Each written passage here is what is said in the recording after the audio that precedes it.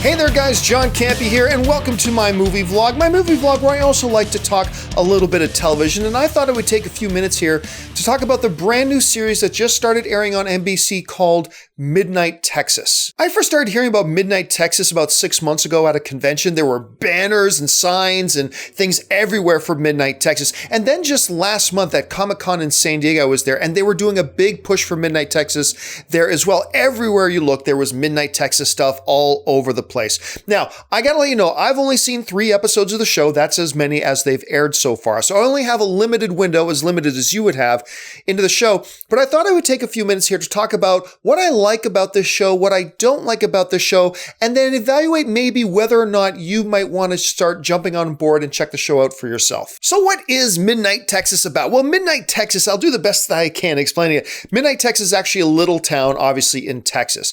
And it seems to mainly focus around this character named Manfred, played by Francois Arnaud, who you might remember him from The Borgias. Anyway, he plays a guy from the city, and he is a seer. He can see and talk to dead people. Most regularly, when he's in his little shanky motorhome, he talks to his dead grandmother, who just kind of hangs out in the motorhome and gives him sage advice. Anyway, while on the run from some kind of criminal mastermind, whatever, the grandmother, the dead grandmother, suggests to Manfred that he should go to her old hometown, Midnight Texas, and that he'll be safe there. He arrives to find that Midnight Texas is a town that has a lot of supernatural beings living there. There's a vampire, there's a witch, there's an angel, there's a were-tiger, there's a whole bunch of different wild people, and they all live together in one big community where they not only accept each other there, but they kind of protect each other like family. And not only protect each other, but also protect the other residents of Midnight Texas as well. Now, they haven't revealed a whole lot yet, but from what I'm gathering, this town also sits on top of a very thin veil separating the different worlds. So like demonic energy and power and stuff like that is all centered there as well. There's a lot of power there, which seems to draw a lot of these supernatural beings from around the world to Midnight Texas. Very early in the episodes, one of the characters, who happens to be a fallen angel, of course there's a fallen angel. Every story needs a fallen angel. He talks about there being a prophecy. Of course there's a prophecy. Every story needs a prophecy. About that veil between the worlds shredding and coming apart, and evil coming in, and that the residents of Midnight Texas, led by a seer, who they assume is going to be Manfred, will lead them in a battle against evil and save the world. Of course they're saving the world. Every story has to have somebody saving the world. All right, so let me talk about some of the things I've liked about this show so far. I'm going to start with this, and I'm not going to lie to you, this is what got me to check out the show in the first place. One of the stars of the show is Peter Mensah. If you don't recognize his name, that's fine, but there's no way you don't recognize his face, because he's got one of those chiseled faces that you just never forget once you see it. This dude is one of my favorite television actors anywhere, because when he's on screen, he's so powerful. I mean, he's not just his physical physique, because he's a big, powerful dude, but it's his voice. He's got this voice that's just like one of the best. I mean, I'd rank it up there with like a Jeremy Irons voice or James Earl Jones voice. He's just got one of the best, coolest voices in the world. And he was one of the stars of one of my top 3 all-time favorite television shows, Spartacus.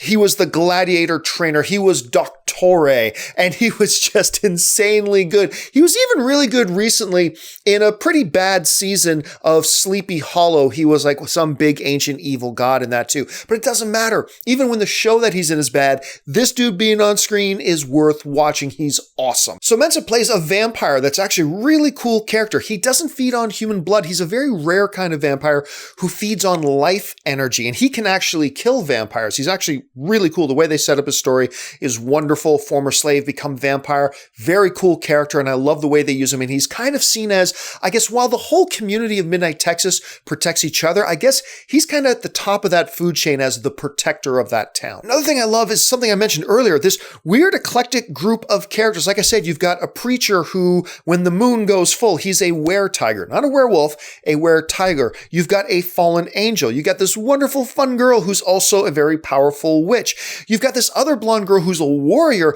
I've got a feeling, I haven't read this anywhere, they're going to reveal that she's like from the family line, the history lineage of Van Helsing. I'm just taking a guess there at that. Of course, you got Manfred, who can see dead people, and the list kind of just goes on and on. So of all kind of strange and freaky people that live there in this one big happy community. I can't really tell yet if this show is a procedural or a serial, because in many ways, I mean, it talks about that veil threading that evil is coming. So there is one big overarching story, but at the same time, each episode has kind of been self-contained. Like one episode, the tiger gets out. One episode, a brood of vampires show up. Another episode, this happens. So it's kind of serial and it's kind of procedural all at the same time. I'm still trying to figure out which one I would categorize it as. One of my complaints about the show, though, remember I just said that it's hard to tell whether it's a serial or a procedural.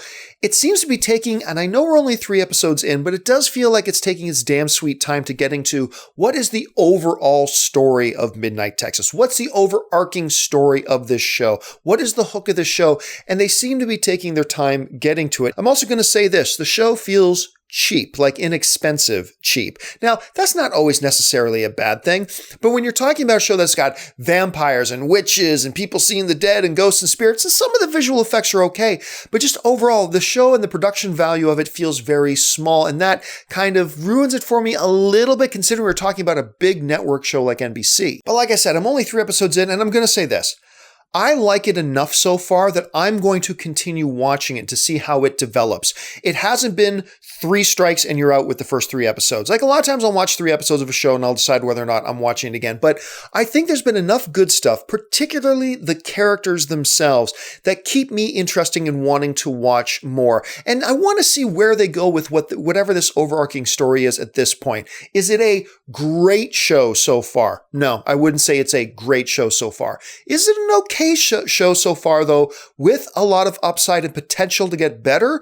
Right now, I would say yes. Maybe I'll abandon it after 7 or 8 episodes right now, but for now, I'm going to say give Midnight Texas a shot. I don't think it's going to be for everybody. You may watch it and not like it, but I personally think there's enough there right now that it's worth giving a shot. But the important thing here is, what do you guys think? Have you had a chance to check out Midnight Texas yet? If so, jump into the comments section. Let me know what you thought about my opinions on it, and then tell me yours. What do you think about the show so far? Listen, guys, while you're here, make sure you subscribe to my YouTube channel. Just click that button, become a subscriber. Follow me on social media, on Facebook, on Twitter. It's at John Campea. And check in the description of this video for a link to my Patreon page. If you enjoy the 70 to 90 videos I create a month, please consider supporting me on Patreon. Anyway, that'll do it for me, guys. Thanks a lot for joining me. And until next time, bye-bye.